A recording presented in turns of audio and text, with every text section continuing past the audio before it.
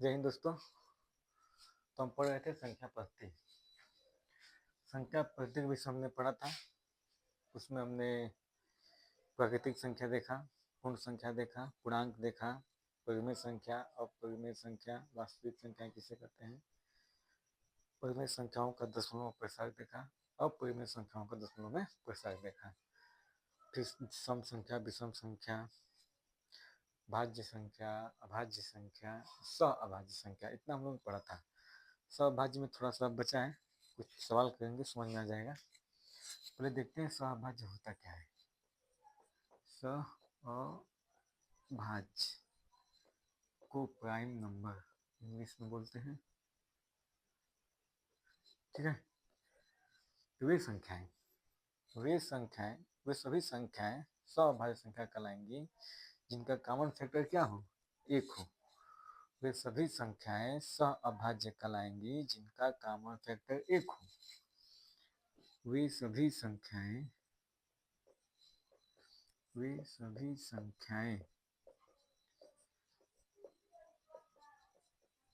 आपस में सअभाज्य या कोप्राइम होती हैं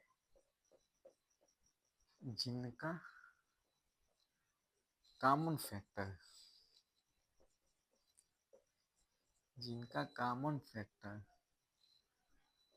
एक होता है, ठीक है। एग्जाम्पल से समझिए, 4 और 9 क्या है, कोप्राइम नंबर है। कैसे, इनका फैक्टर निकालिए। 4 का फैक्टर होगा 2, 1, 2 और 4। 9 का होगा 1, 3 और 9, कॉमन एक है ना। ये आपस में क्या कहलाएंगे, सअभाज्य। ये संख्याएं आपस में सअभाज्य कहलाती हैं। सअभाज्य से क्वेश्चन पूछता है, एग्जाम में भी आते हैं, कॉम्पिटिटिव एग्जाम में से पूछता है, इंटीपीसी में पूछ देगा, टेट में पूछता है, वनडे एग्जाम में से क्वेश्चन आ जाता है, 1-2 क्वेश्चन आ ही जाता है। एग्जाम्पल के माध्यम से देखेंगे, समझ में आएगा अच्छे से। क्वेश्चन कुछ कर लिए जिससे संबंधित, तो कॉन्सेप्ट और क्लियर हो जाएगा हम लोग का। सवाल देखते हैं।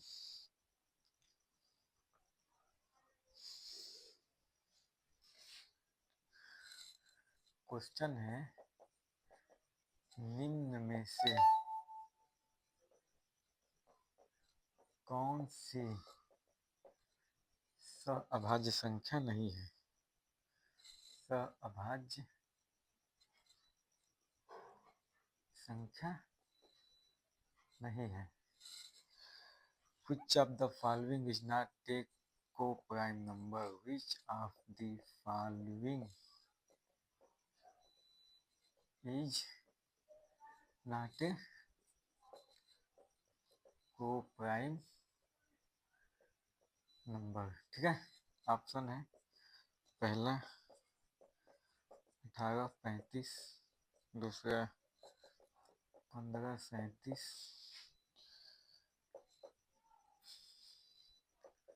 तीसरा 30, 415, डी 8116। 4 ऑप्शन दिया है। क्वेश्चन क्या है, निम्न में से कौन सी सअभाज्य संख्या नहीं है। Which of the following is not a को प्राइम नंबर्स। ऑप्शन दिया है 1835, 1537, 3045, 816, 8116। ठीक है। इस सवाल को हल करते हैं, कौन सा ऑप्शन सही होगा। तो फैक्टर निकालते हैं, पहले इसको निकालते हैं।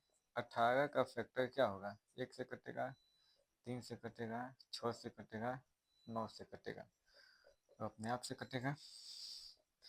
35 1 से कटेगा, 3 से नहीं कटेगा, 5 से कटेगा, 7 से कटेगा,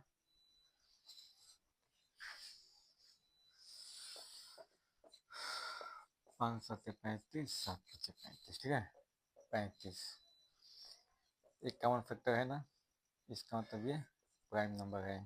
और कोई कॉमन दिख रहा है आप लोग को, और इसमें और कोई कॉमन नहीं है सिवाय एक को छोड़ के।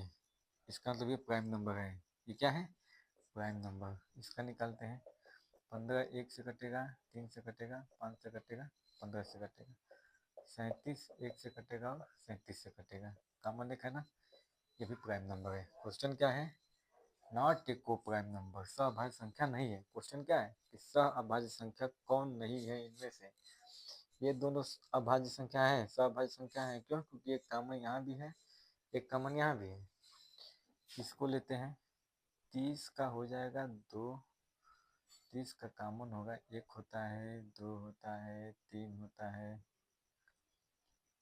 5 से कटेगा, 6 से कटेगा, 15 से कटेगा, 10 से भी कटेगा,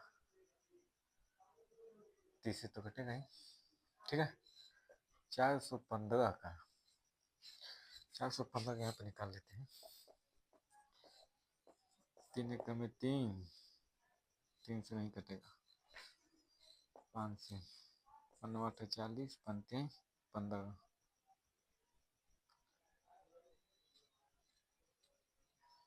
15 40, 15 15, सीधे 83 से कटेगा, बोलता है 83 83। ठीक है, ये 1 से कटेगा, 83 से कटेगा, 5 से कटेगा। कॉमन फैक्टर एक ये है, देखिए 5 भी है, 2 कॉमन फैक्टर हो गए ना, 2 कॉमन फैक्टर हो गए इसके, 1 भी कॉमन है, 5 भी कॉमन है, इसलिए यह को प्राइम नंबर नहीं है। ठीक है, ये दोनों को प्राइम थे क्योंकि कॉमन फैक्टर एक ही था, एक ही कॉमन फैक्टर है, इसलिए ये दोनों को प्राइम है, सहभाज्य है। ये सहभाज्य नहीं है। क्यों नहीं है? क्योंकि एक कॉमन है और 5 भी कॉमन है, इसलिए सहभाज्य नहीं है। ठीक है, समझ में आया?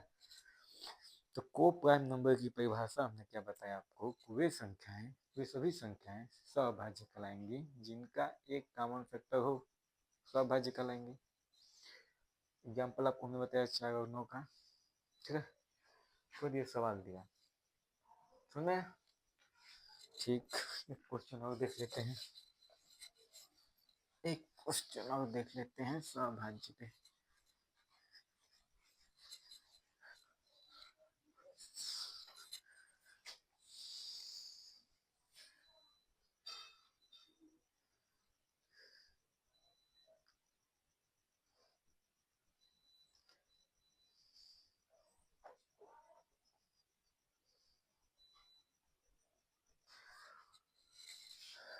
क्वेश्चन है, निम्न में से कौन सा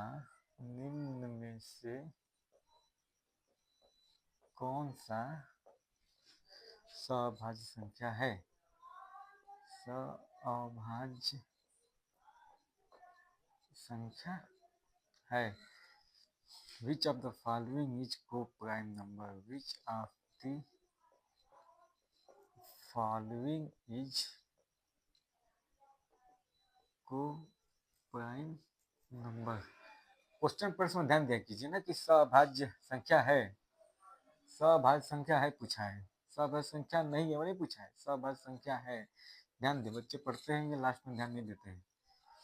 ठीक है, पहला ऑप्शन 2 4, दूसरा ऑप्शन 2 5, तीसरा ऑप्शन 2 6, चौथा ऑप्शन 2 8। कोशिश कीजिए आप लोग पुलिस को लगाने की कोशिश कीजिए। 1 मिनट का समय देते हैं।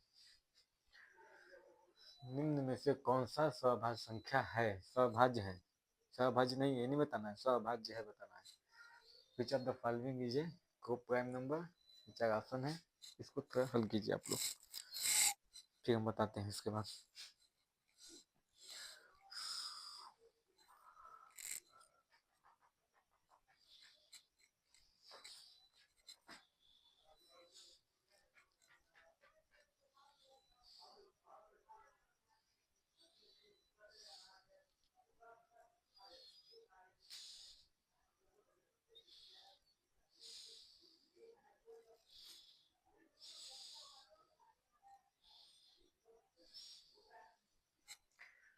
ठीक है, चेक करते हैं। चलिए, इसका देखिए, 2 का फैक्टर 1 होगा, 2 होगा, 4 का फैक्टर 1 होगा, 2 होगा और 4 होगा, 2 कॉमन हो गए ना। ये को प्राइम नंबर नहीं है। 2 और 5 का देखिए, 1 हो गया, 2 हो गया, 5 का 1 हो गया, 5 हो गया, ये कहीं कॉमन फैक्टर, इसका मतलब ये प्राइम नंबर है। ठीक है, कुछ नहीं है, बहुत आसान है। फैक्टर कीजिए, चेक कीजिए, एक कॉमन होना चाहिए तो को प्राइम हो जाएगा, एक से अधिक कॉमन है तो को प्राइम नहीं होगा। ठीक है, और क्वेश्चन इससे कैसे आते हैं?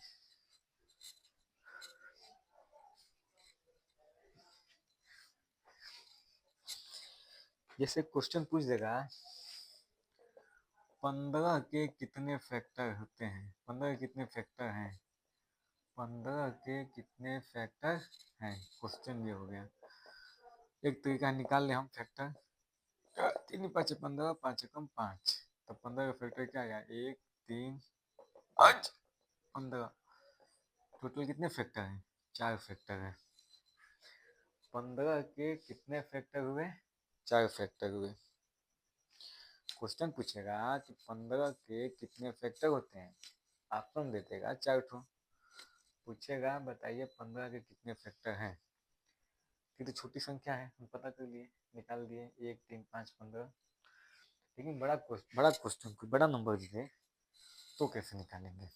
कोई बड़ा नंबर दे दे, क्वेश्चन दे दे 500 के कितने फैक्टर हैं, 500 के कितने फैक्टर होते हैं, ये क्वेश्चन दे दिया। ठीक है,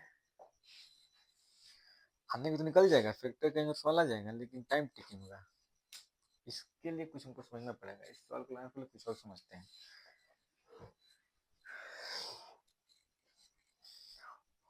जितने भाज्य संख्याएं होती हैं, भाज्य संख्याओं के जो फैक्टर होते हैं, भाज्य संख्याओं के फैक्टर, जितनी भाज्य संख्याएं होती हैं उनके जो फैक्टर होते हैं वो को प्राइम नंबर होते हैं।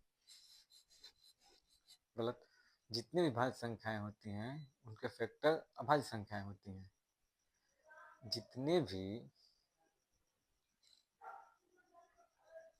भाज्य संख्याएं हैं उनका हम फैक्टर करें तो फैक्टर कौन सा आते हैं, अभाज्य संख्याएं आती हैं। जैसे हमने 15 का फैक्टर निकाला, 1 3 5 15, 1 3 5 15।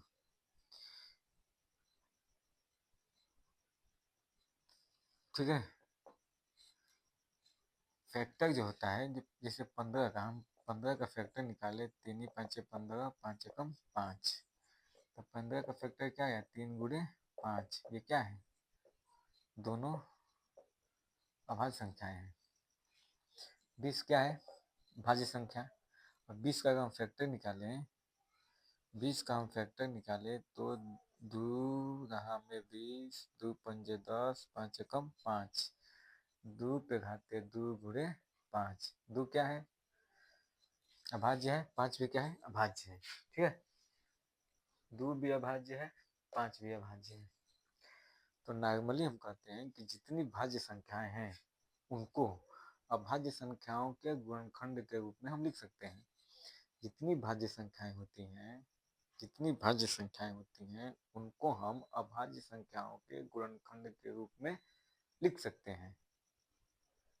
ठीक है, जितनी भाज्य संख्याएं होती हैं उनको हम अभाज्य संख्याओं के गुणनखंड के रूप में लिख सकते हैं। जिसे हमने लिखा 15 को 3 गुणे 5, 15 एक भाज्य संख्या है लेकिन इसका गुणनखंड 3 और 5 अभाज्य है।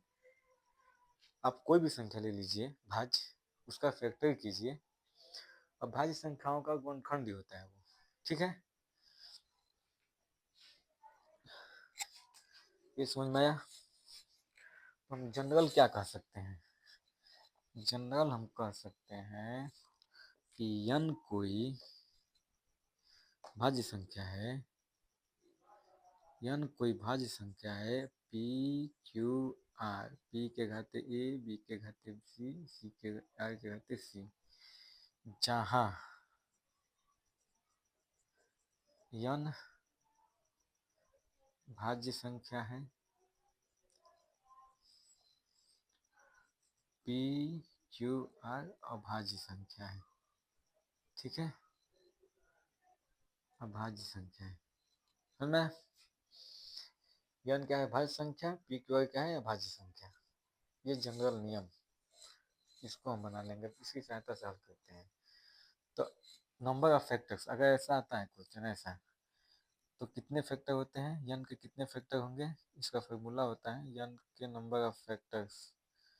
नंबर ऑफ फैक्टर्स क्या हो जाएंगे, a plus 1 b plus 1 c plus 1, ये सूत्र होता है। ठीक है, ये सूत्र होता है। अभी आपको हमने क्या बताया कि जितनी भाज्य संख्याएं होती हैं वो अभाज्य संख्याओं के गुणनखंड होती हैं। जितनी भाज्य संख्याएं होती हैं वो अभाज्य संख्याओं के गुणनफल होती हैं। जैसे 15 भाज्य संख्या है, इसका गुणनखंड 3 गुणे 5 एक अभाज्य है। 20 एक भाज्य संख्या है, 2 और 5 क्या है अभाज्य है। इस चीज को हमने जनरलाइज किया, n मान लिया कोई भाज्य संख्या है, p q r एक अभाज्य होगा, ये घात है। तो किसी नंबर ऑफ फैक्टर्स कितने आएंगे, a plus 1 b plus 1 plus 1 गुणे b प्लस 1 गुणे c प्लस 1, ये सूत्र होता है। तो हमने इस सहायता से इसके सहायता से हमने बिना सूत्र की सहायता से इसका निकाला था, 4 फैक्टर आए थे। अब हम सूत्र की सहायता से निकालते हैं। इस सूत्र की सहायता से हम निकालते हैं कितने फैक्टर हैं। तो 15 का गुणनखंड 3 गुणे 5 होगा, 1 1। तो नंबर ऑफ फैक्टर्स कितने हो जाएंगे, 1 प्लस 1 1 प्लस 1। अरे a का मान 1 है, b का मान 1 है। जो घात होता है ना वो a है। घात a b c क्या है, घात है, अभाज्य संख्याओं की घात है। इसकी घात क्या है, 1 है। कुछ नहीं होता है तो 1 मानते हैं। अगर खोपड़ी पे कुछ नहीं दिया है तो उसको हम 1 मानते हैं। तो 1 प्लस 1 1 प्लस 1, 2 गुणे 2, 2 दूना के 4, यही आया था। सूत्र से भी यही आया, यहाँ से भी यही आया। अब हम 500 का निकालते हैं। इस सूत्र की सहायता से 500 के गुणनखंड निकालते हैं कितने होंगे। पहले 500 के गुणनखंड कर लिया जाए। जब 500 के गुणनखंड करेंगे आप तो 2 से कटेगा 250, फिर 2 से कटेगा 125, फिर 5 से कटेगा 25, फिर 5 से कटेगा, फिर 5 से कटेगा। ठीक है, तो हम 500 क्या लिख सकते हैं, 500 को लिख सकते हैं 2 पे घाते 2। 500 क्या लिख सकते हैं, 2 पे घाते 2 गुणे 5 पे घाते 3। 2 पे घाते 2 गुणे 5 पे घाते 3। ठीक है, इतना समझ में आया। हमारा क्वेश्चन क्या था कि 500 के कितने फैक्टर होते हैं। आप वैसे भी निकाल सकते हो, बिना सूत्र की सहायता से निकाल सकते हो, लेकिन थोड़ा लंबा टाइम टेकिंग होगा। हम इस सूत्र की सहायता से निकालते हैं 500 के कितने गुणनखंड होते हैं। तो यहाँ पर a का मान क्या हो जाएगा 2, b का मान 3।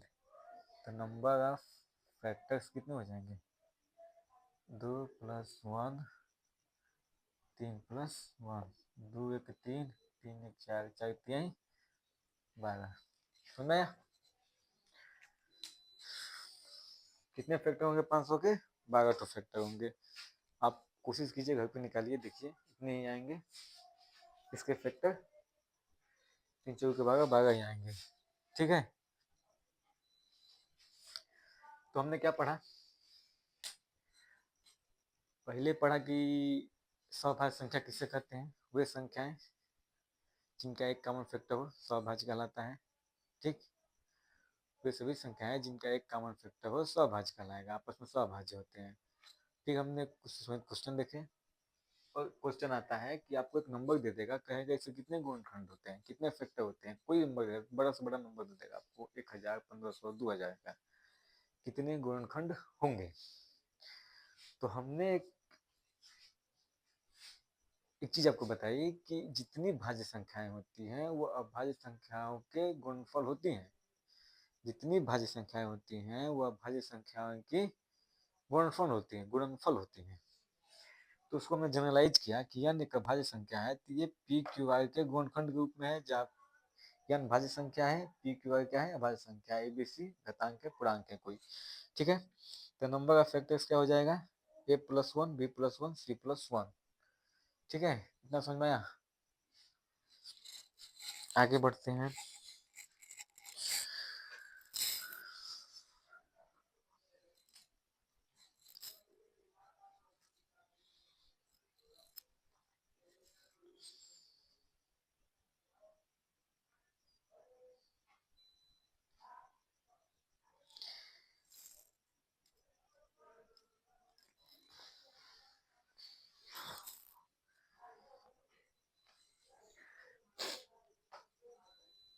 नंबर ऑफ फैक्टर्स, इसी में क्वेश्चन आता है number of even factors.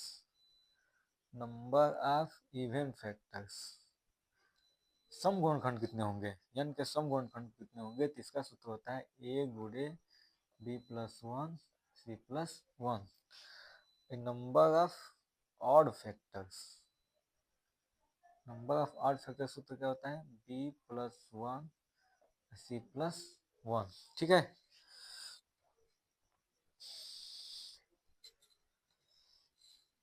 Number of prime factor, number of prime factor कितने होते हैं, number of base, number of base, ये जो बेस होता है। ठीक है, तो 4 सूत्र बताया। कोई संख्या जिसे आप देखिए, इसी में देखिए हमने 15 का गुणनखंड निकाला, 1 3 5 15 आया, तो टोटल फैक्टर ये 15 का हमने गुणनखंड 15 के कितने फैक्टर होते हैं कुछ नहीं पूछ सकता है, तो 1 2 3 4, एक सवाल ये हो गया। या पूछ देगा कि 15 के कितने विषम गुणनखंड होते हैं, तो विषम में 3 और 5 2 हो जाएगा। या पूछ देगा कितने प्राइम फैक्टर होते हैं, 15 कितने प्राइम फैक्टर हैं, तो 2 3 और 5 ना, कई सवाल 3 4 सवाल पूछ सकता है ना, कोई संख्या दे देगा आपको, कहेगा इससे कितने कुल कितने फैक्टर होते हैं, पहला सवाल। दूसरा सवाल कितने सम फैक्टर होते हैं, तीसरा सवाल कितने विषम फैक्टर होते हैं, और कितने अभाज्य फैक्टर होते हैं। 4 सवाल दे सकता है ना, आपसे क्वेश्चन पूछ सकता है।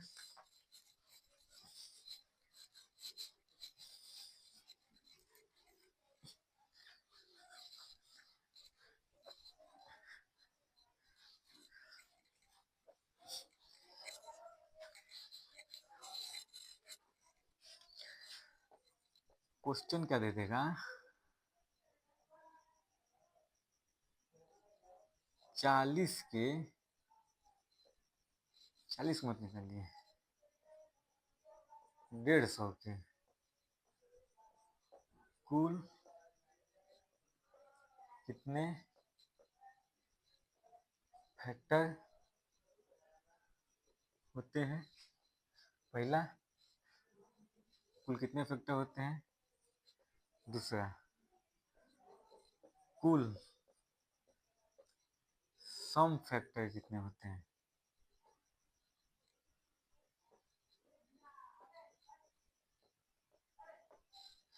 तीसरा कुल विषम फैक्टर कितने होते हैं, चौथा कुल अभाज्य फैक्टर कितने होंगे, कुल अभाज्य फैक्टर कितने होते हैं। समझ में आया, एक सवाल से 4 क्वेश्चन पूछ सकता है ना, कि 150 के कुल कितने फैक्टर होंगे, उन कुल फैक्टरों में कितने सम फैक्टर हैं, कितने विषम फैक्टर हैं, और कितने अभाज्य फैक्टर हैं। ठीक है, तो हमने हमने आपको एक जनरलाइज फॉर्मूला बताया कि कोई यन भाज्य संख्या है और इसको पी क्यू आर ये अभाज्य है, इसके घात पे ए बी सी है। तो हमने आपको बताया था नंबर ऑफ फैक्टर्स कितने होंगे, a+1 b+1 c+1। Number of even factors a गुणे b+1 c+1। Number of odd factors b+1 c+1। Number of prime factor number of base, ये बेस है ना तीनों, ये घात है। चलिए अब 150 को हम निकालते हैं। तो 150 का हम पहले फैक्टर निकालें। 150 का फैक्टर 75, 25, 25 25, 5 एकम 5। तो क्या आया, 2, 3 घाते 2, 5। ऊपर कुछ नहीं दिया तो एक मान सकते हैं। तो यहाँ से ए का मान 1 आया, बी का मान 2, सी का मान 1। ठीक है, तो नंबर ऑफ फैक्टर्स कितने हो जाएंगे? नंबर ऑफ फैक्टर्स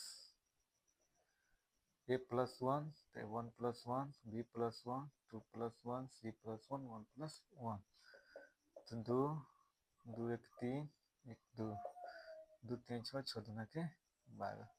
12 तो फैक्टर हो गए। 12 फैक्टर में सम फैक्टर कितने हैं? तो number of even factors, number of even factors. A का मान कितना दिया है? 1, गुणे बी का मान 2 प्लस 1, सी का मान 1 प्लस 1। तो 1 गुणे 2 1 3, 1 1 2, 3 दूना के 6।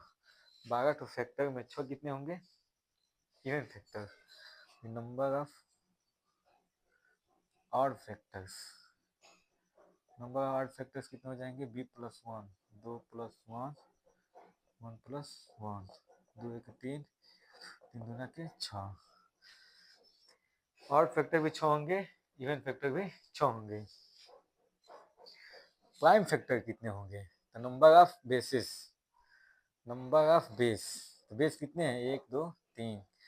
तो नंबर ऑफ प्राइम फैक्टर्स क्या होगा? Number of prime factors, number of basis कितने हैं? 3। समझ में आया? एक सवाल है, ऐसे ही सवाल पूछेगा इसमें, प्राइम नंबर से, भाज्य संख्या से और भाज्य संख्या से। ठीक, ये हो गया भाज्य स्वभाज्य से संबंधित चीजें। अब हम पढ़ेंगे परिमेयीकरण क्या होता है, रेशनलाइजेशन। रेशनलाइजेशन, परिमेयीकरण किसे कहते हैं?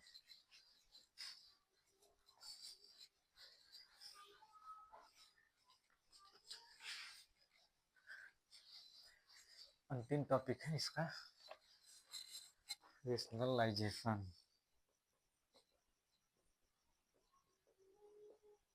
परिमेयीकरण,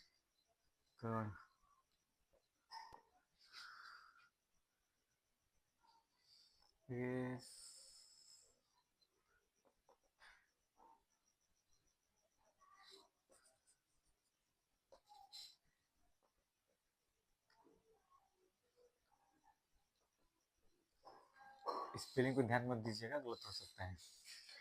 परिमेयीकरण को इंग्लिश में रेशनलाइजेशन कहते हैं। जैसे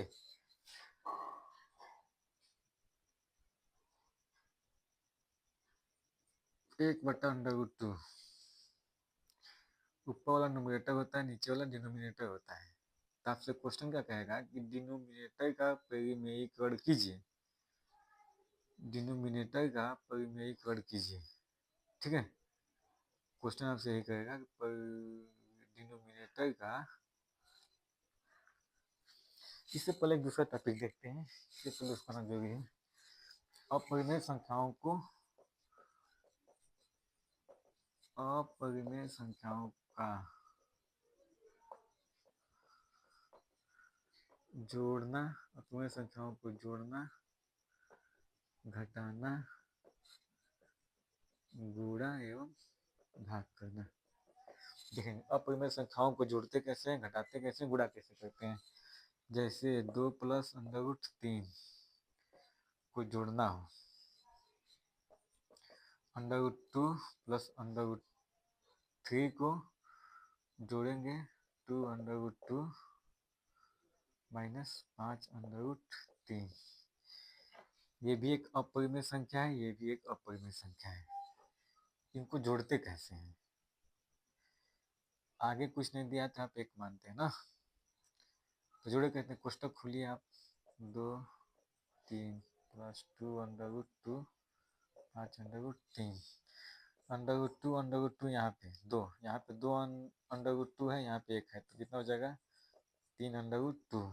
यहाँ पे 5√3 है, यहाँ पे 1√3 है। तो पहले तो इसका चिन्ह देखते हैं। किसी संख्या का चिन्ह क्या होता है, उसके आगे जो दिया रहता है वही चिन्ह। आप पूछे इसका चिन्ह क्या है, कुछ नहीं दिया है तो प्लस। हम पूछे कि √3 का चिन्ह क्या है, हम आपसे पूछे कि √3 का चिन्ह क्या है, तो जब कुछ नहीं दिया रहता है तो प्लस मानते हैं। अगर यहाँ पे माइनस दिया है तो इसका चिन्ह क्या होगा, माइनस। √3 का चिन्ह यहाँ पे क्या है, माइनस। अगर कुछ नहीं देगा तो हम क्या कहेंगे, प्लस। जब कुछ नहीं दिया रहेगा तो उसका चिन्ह हम प्लस कहेंगे, जब माइनस दिया होगा तो उसका चिन्ह माइनस। आगे इसके देखते हैं, इसके पीछे क्या दिया उससे मतलब नहीं है, इसके आगे कौन सा चिन्ह दिया वही इसका चिन्ह होगा, वही इसका चिन्ह होगा। हम जानते हैं कि प्लस प्लस मिलके प्लस होता है, माइनस माइनस मिलके प्लस होता है, प्लस माइनस मिलके माइनस होता है, माइनस प्लस मिलके माइनस होता है। ये चीज आपको पता होनी चाहिए। तो √3 का चिन्ह क्या है, प्लस। और 5√3 का चिन्ह क्या है, माइनस। क्या है, इसका चिन्ह माइनस है, इसका चिन्ह प्लस है, तो प्लस माइनस मिलके माइनस होता है। माइनस का मतलब जो बड़ा है उसमें से छोटे वालों को हम हटाएंगे, तो ये बड़ा है ना, क्योंकि √3 यहाँ पे 5 ठो है, यहाँ पे √3 एक ही है, तो बड़ा ये है। तो 5√3 में 1 √3 घटा देंगे तो आपका आएगा 4 √3। इसका भी कोई चिन्ह होगा, इसका चिन्ह प्लस था, इसका चिन्ह माइनस था, तो इसका भी कोई ना कोई चिन्ह होगा, प्लस या माइनस। तो इन दोनों में जो बड़ा होता है उसका जो चिन्ह होता है वह इसका भी चिन्ह हो जाता है। इसका चिन्ह माइनस है तो इसका भी चिन्ह माइनस होगा। समझ में आया कैसे आया, ठीक से देखिए एक बार। हमने पहले √2 को √2 के साथ हल करेंगे, √3 को √3 के साथ हल करेंगे। तो √2 के आगे कुछ नहीं दिया है तो 1 मानेंगे, ये 1। √2 के आगे 2 दिया है तो ये 2। तो यहाँ पे √2 2 ठो है, यहाँ पे √2 1 ठो है, दोनों का चिन्ह प्लस है, इसका चिन्ह प्लस है, कुछ नहीं दिया, इसका भी चिन्ह प्लस है, तो प्लस प्लस मिलके प्लस हो जाता है। इसका मतलब इन दोनों को जोड़ेंगे तो 2 में 1 जुड़ेगा तो 3 आएगा, और इसका भी कोई ना कोई चिन्ह होगा, प्लस माइनस। तो इन दोनों में जो बड़ा होता है वही चिन्ह होता है। ये बड़ा था, इसका चिन्ह प्लस है तो इसका भी चिन्ह प्लस होगा। इतना समझ में आया। अब इसको देखते हैं, √3 का चिन्ह प्लस, √5 का चिन्ह माइनस। तो प्लस माइनस मिलकर माइनस होता है। माइनस में बताता है कि इसको घटाना है, तो घटाएंगे बड़े में से छोटे वाले को, ये ज़्यादा है, ज़्यादा में से कम को निकाल देंगे। 5 √3 में से 1 √3 निकाल दीजिए तो 4 √3 बचेगा। इन दोनों में जो बड़ा होगा वही इसका चिन्ह होगा, तो बड़ा ये है, इसका चिन्ह माइनस, इसका भी चिन्ह माइनस। ठीक है, ये हो गया आंसर। ठीक है, जोड़ हो गया। इसी को घटाना है, यही क्वेश्चन रहता है। मान लीजिए घटाते हैं इसको, यही क्वेश्चन है, इसको हम घटा देते हैं। यहाँ पे चिन्ह क्या रहता है, घटाने का। चलिए इसको हल करते हैं। √2 टू √3 कोष्टक खोलेंगे, तो कोष्टक के अंदर जितने चिन्ह है उसका चिन्ह बदल जाएगा। तो ये प्लस है तो ये हो जाएगा माइनस। माइनस की खासियत होती है, कोष्टक खुलने के बाद उसके अंदर के सभी चिन्ह क्या होंगे, बदल जाएंगे। उसके अंदर के चिन्ह सभी क्या होंगे, बदल जाएंगे। ये कोष्टक की, ये माइनस की खासियत है कि वो सबका चिन्ह बदल देगा। ये प्लस था तो ये माइनस हो जाएगा, ये माइनस तो क्या हो जाएगा, प्लस हो जाएगा। ठीक, अब इसको हल करते हैं। इसका चिन्ह क्या है, तो इसको हल करते हैं। तो ये माइनस, जब कोष्टक खुलेगा तो अगर बाहर माइनस दिया तो सबका चिन्ह बदलेगा। ये कोष्टक खुलेगा, अगर माइनस बाहर दिया है तो चिन्ह बदलेगा। प्लस रहता है तो कोई फर्क नहीं पड़ता, लेकिन अगर माइनस दिया है तो सबका चिन्ह बदल जाएगा। ये प्लस से माइनस हो गया, माइनस से प्लस हो गया। अब एक समान वाले को, सजातीय वाले को एक संग ले लें, सजातीय वाले को एक साथ ले लेते हैं। √2 किसका चिन्ह कुछ नहीं दिया तो प्लस, इसका चिन्ह माइनस, प्लस माइनस मिलके माइनस। माइनस मतलब घटाएंगे, बड़ा में से छोटा को घटाएंगे, तो बड़ा कौन था, ये था। बड़ा कौन था, ये 2 है, ये एक ही है, तो 2 में से घटा देंगे तो 1/2 आएगा। इसका कोई ना कोई चिन्ह होगा, तीन दोनों में जो बड़ा होगा उसका चिन्ह हो जाएगा। ये बड़ा है, इसका चिन्ह माइनस है तो इसका भी चिन्ह माइनस होगा। अब √3 को हल करते हैं, इसका भी चिन्ह प्लस, इसका भी चिन्ह प्लस, प्लस प्लस मिलके प्लस, मतलब जोड़ना है। √3 1, √3 5, 5 1 मिलके 6√5, ठीक है। जो दोनों में से बड़ा होगा उसका चिन्ह लग जाएगा, तो ये बड़ा है तो इसका चिन्ह लग गया, ये हो गया, ठीक है। अब परिमेय संख्याओं का गुणा देखते हैं, परिमेय संख्याओं का गुणा, √2 का गुणा √2 से कीजिए, तो 2 गुणे 2, 2, 2 बाहर निकल जाएगा, ठीक है।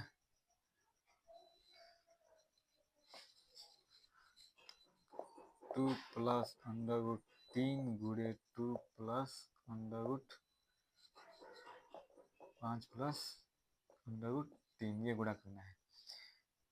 इसका गुणा पहले इसमें करते हैं, फिर इसका गुणा इसमें करते हैं, तो 2 गुणे 5, फिर 2 का गुणा इसमें, इसका चिन्ह प्लस, इसका चिन्ह प्लस मिलके प्लस 2/3 हो गया। इसका गुणा दोनों से, अब इसका गुणा दोनों से करेंगे, तो इसका चिन्ह प्लस, इसका चिन्ह प्लस, प्लस √3 का गुणा 5 से, 5/3, फिर से गुणा इसमें, प्लस प्लस मिलके प्लस √3 गुणे √3, 2 पंजे 10, 2/3, 5/3, 3 3 मिलके 1 3 हो जाएगा, 10 3 13, इसका चिन्ह प्लस, इसका चिन्ह प्लस, तो प्लस प्लस मिलके प्लस होगा, दोनों आपस में जुड़ जाएंगे, तो 5 2 7/3, ये गुणा हो गया अपरिमेय संख्याओं का।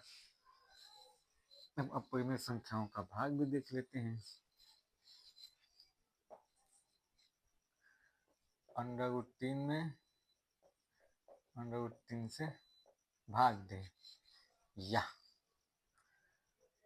√6 में √2 से भाग दे, तो √6 भागे √2, √6 को हम √2 गुणे √3 लिख सकते हैं, √2 से 2 कट गया, √3, ठीक है, ये आ गया।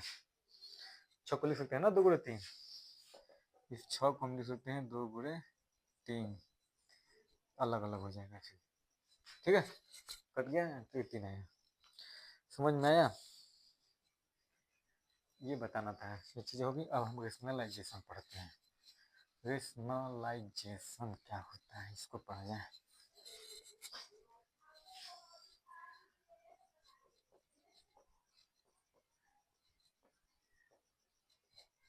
परिमेयीकरण, रेशनलाइजेशन, ठीक है। क्वेश्चन दे देगा 1/2, इसको न्यूमरेटर कहते हैं, इसको डिनोमिनेटर कहते हैं। क्वेश्चन दे देगा कि 1/√2 में डिनोमिनेटर का परिमेयीकरण कीजिए। परिमेयीकरण करने का मतलब हुआ है कि ये अपरिमेय संख्या है, डिनोमिनेटर अपरिमेय संख्या है, इसको आप परिमेय संख्या बदलिए। क्वेश्चन क्या है कि 1/√2 के डिनोमिनेटर का परिमेयीकरण कीजिए, ठीक है। तो डिनोमिनेटर करना है, डिनोमिनेटर अपरिमेय संख्या है। अच्छा मान लीजिए यहाँ पे √3 होता, ये भी अपरिमेय है, न्यूमरेटर भी अपरिमेय है, डिनोमिनेटर भी अपरिमेय संख्या है। तो क्वेश्चन क्या कहेगा, डिनोमिनेटर का परिमेयीकरण कीजिए, मतलब इसको परिमेय बना दीजिए, ठीक। ये अपरिमेय है कि परिमेय, उससे फर्क नहीं पड़ता, इसका तो उसने बोला ही नहीं है, अपरिमेय होगा तो भी दिक्कत नहीं, नीचे वाले का बोला है परिमेयीकरण करने के लिए, तो इसका परिमेयीकरण करना है नीचे वाले का, डिनोमिनेटर का, तो हमको इसको अपरिमेय से परिमेय बदल देना है, ठीक है। ऊपर क्या उससे मतलब नहीं हमको, वो अपरिमेय होगा तो भी दिक्कत नहीं, उसको करने दीजिए। या फिर √3/√2 कहेगा न्यूमरेटर का परिमेयीकरण कीजिए, तो हमको न्यूमरेटर को परिमेय संख्या बदल देना है। डिनोमिनेटर परिमेय हो परिमेय उससे मतलब नहीं, वो कुछ भी हो सकता है ना, उससे कोई दिक्कत नहीं। वो आपसे कहेगा न्यूमरेटर या डिनोमिनेटर में, न्यूमरेटर या डिनोमिनेटर में से किसी का परिमेय कर कीजिए, आपसे क्वेश्चन करेगा। तो जब न्यूमरेटर का कहेगा तब न्यूमरेटर को परिमेय संख्या बदलेंगे।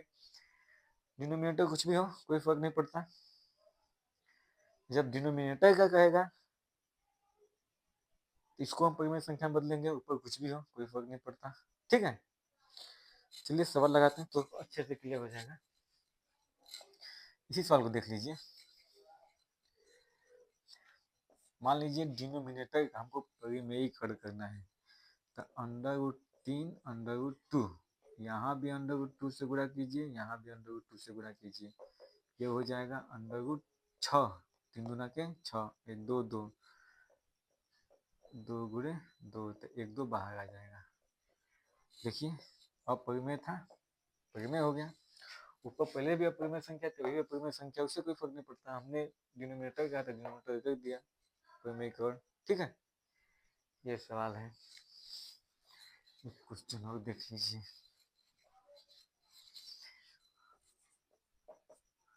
एक बटा 2 माइनस √3 का 3 के डिनोमिनेटर का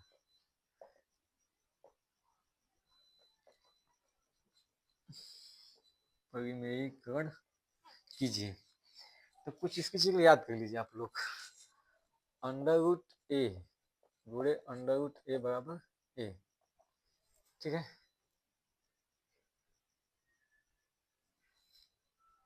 √a माइनस √b गुणे √a प्लस √b बराबर a minus b।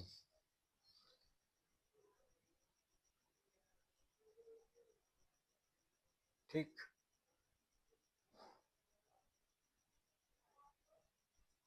√a minus √b गुणे √a माइनस √b, इसका क्या हो जाएगा a minus 2 √ab plus b। पहला, दूसरा, तीसरा, चौथा √a प्लस √b गुणे √a प्लस √b, इसका होता है a plus b plus 2 √ab। ठीक है, तो हमको ये करना है, इसको बनाना है। ये जनरल समीकरण पहलुआ है, ये जो हम लिख रहे हैं। देखिए इसको ध्यान से देखेंगे तो a घाते 2 बराबर a minus b a plus b, यही वाला होता है सूत्र। अच्छा, इसको जनरलाइज आपको बता देते हैं, घिचपिच हो जा रहा है। हम 300 समीकरण जानते हैं कि a घाते 2 minus b घाते 2 a minus b a plus b होता है। ठीक है, a माइनस b घाते 2 का होता है a घाते 2 plus b घाते 2 minus 2ab। a plus b घाते 2 का होता है a घाते 2 प्लस b घाते 2 2ab। अब ध्यान से देखिए, इसी पे, इन्हीं सब सूत्रों पे, इन्हीं सब समीकरणों पे इनको बैठाना है, तभी गायब होगा। अब परिमेय संख्या से परिमेय संख्या बदलेगा। तो मान लीजिए इसको बदलना है, इसको बदलना है, तो 1/2 माइनस √3, तो इसको हम किस पे रखें तो आ जाएगा।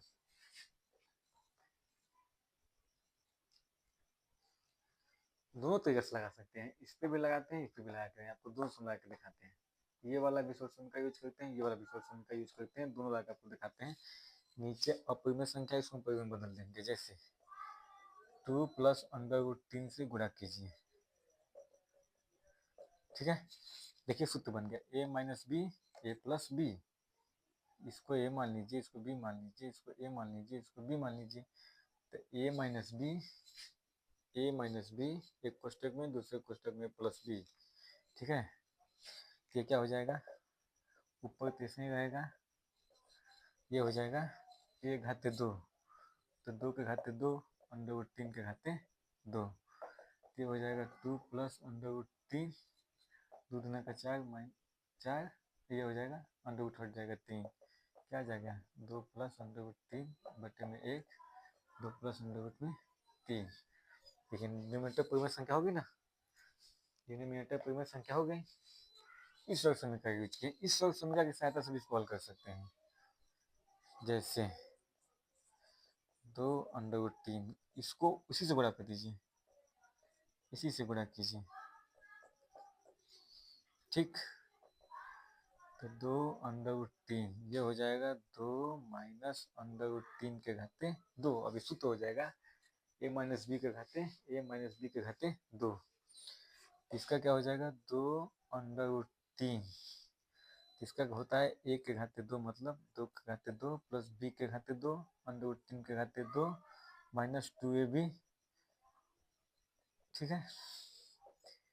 2√3 दो दूनों के 4, ये हो जाएगा 3, 4 under root 3, 2 minus under root 3, 4 3 7, 4 under root 3। अभी भी यह अपरिमेय संख्या नहीं है, अभी भी ये अपरिमेय संख्या नहीं है। वापस इसको परिमेय बनाने के लिए इसको अपोजिट चिन्ह से गुणा करना पड़ेगा, ऐसे तो होगा नहीं, ठीक है।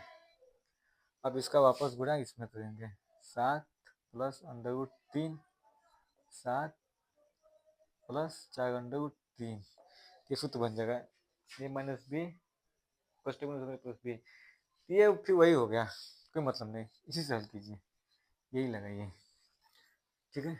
ऐसे ही हल कीजिए, जो चिन्ह दिया गया यहाँ पे उसके अपोजिट चिन्ह से संख्याएं वही रहेंगी, अपोजिट चिन्ह से गुणा कीजिए, नीचे परिमेय संख्या हो जाएगी।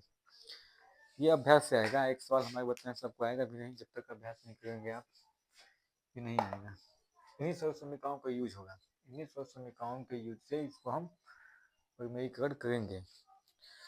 कुछ सवाल लगाते हैं, एक दो सवाल लगाते हैं, क्लियर होगा उससे।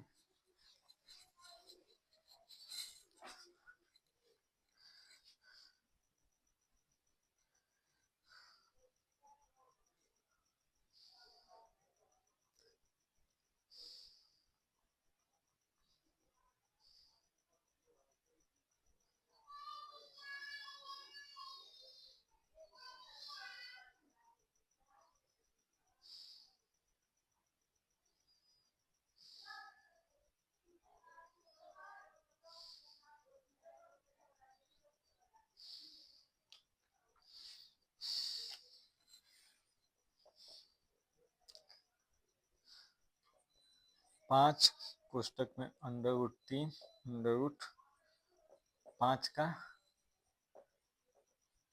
परिमेयीकरण कीजिए। इसमें कोई रॉकेट साइंस नहीं है कि हम बता देंगे कि ये नियम तो हो जाएगा, आपको सोचना पड़ेगा, सोचना पड़ेगा कि ये कैसे गायब होगा, आपको देख के सोचना पड़ेगा कि ये कैसे गायब होगा। इसका भी अंडर रूट गायब करना है, इसका भी अंडर रूट गायब करना है, डिनोमिनेटर का करना है, किसका परिमेयीकरण करना है, डिनोमिनेटर का, ठीक है।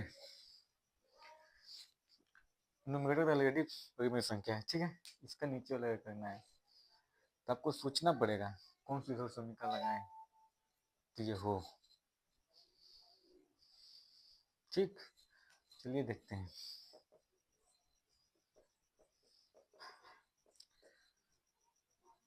इसका अंडर रूट गायब करना है, तो जो चिन्ह दिया है माइनस उसके अपोजिट चिन्ह से गुणा कर दें, ऐसे वाले फार्म में बना देना है, ऐसे वाले फार्म में बनाएंगे तो घाते 2 आ जाएगा। तो अंडर रूट 3 के घाते 2, यहाँ से अंडर रूट 3 गुणे अंडर रूट 3, 3 गुणे 3, 2 का जोड़ा बन गया तो 1 3 बाहर आ जाएगा। यहाँ पे कुछ नहीं दिया है मतलब 2 का जोड़ा बना के बाहर निकाल देंगे, ठीक है। ये आपको सोचना पड़ेगा, ठीक। नीचे गुणा किया है तो ऊपर भी गुणा करना पड़ेगा, ठीक है। ये हो जाएगा 5 अंडर रूट 3, ये हो जाएगा अंडर रूट 3 के घाते 2 माइनस अंडर रूट 5 के घाते 2, 5 under root 3 plus 5 under root 5, 3 minus 5, 5√3 plus 5√5, 3 में से 5 घटेगा -2, हो गया। परिमेय संख्या है, हो गया परिमेयीकरण। ठीक है, तो यही था संख्या पद्धति, अब खत्म। यही था संख्या पद्धति में, नंबर सिस्टम में हमने आपको प्राकृतिक संख्या बताया, पूर्ण संख्याएं बताई, पूर्णांक बताया, परिमेय संख्या बताया, अपरिमेय संख्या बताया, वास्तविक संख्या बताया, परिमेय संख्याओं को दशमलव प्रसारित किया, अपरिमेय संख्याओं को दशमलव प्रसारित किया, फिर सम संख्या, फिर हमने आपको बताया कि परिमेय संख्या में परिमेय संख्या का जोड़ घटाव गुणा भाग कुछ भी करे तो परिमेय संख्या ही आती है, और अपरिमेय संख्याओं का जोड़ घटाव गुणा भाग करे तो ये जरूरी नहीं है कि वो अपरिमेय संख्या ही आए, परिमेय भी हो सकता है, अपरिमेय भी हो सकता है। ठीक है, फिर सम संख्या, विषम संख्या, भाज्य संख्या, सहभाज्य संख्या बताया, सहभाज्य से संबंधित कुछ सवाल कराया, परिमेयीकरण बताया, अपरिमेय संख्याओं का जोड़ना घटाना गुणा भाग बताया, फिर परिमेयीकरण बताया। संख्या पद्धति में इतना ही है। ठीक है, तो अब कल सोचते हैं कि डिविजिबिलिटी शुरू किया जाए, विभाज्यता। कल से विभाज्यता हम लोग पढ़ेंगे, डिविजिबिलिटी। ठीक है, जय हिंद।